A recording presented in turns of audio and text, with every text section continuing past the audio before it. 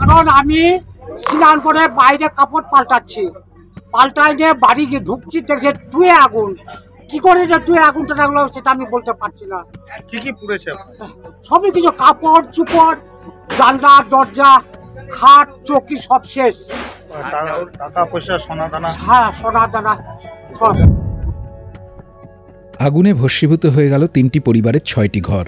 মঙ্গলবার দুপুরে চাঁচল 2 ব্লকের চন্দ্রপাড়া গ্রাম পঞ্চায়েতের যদুপুর দাসপাড়ার ঘটনা।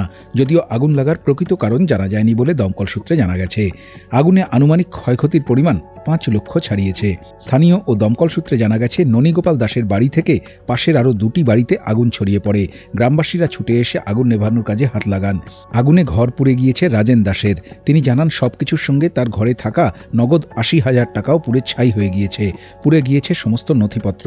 ক্ষতিগ্রস্ত ননীগোপাল দাস, ব্রজেন দাস ও রাজেন দাস পেশায় দিনমজুর ও পরিযায়ী শ্রমিক। সর্বস্ব হারিয়ে তারা এখন খোলা আকাশের নিচে বসবাস করছেন। শামসি থেকে মুর্তুজ আলমের রিপোর্ট, উত্তরবঙ্গ সংবাদ।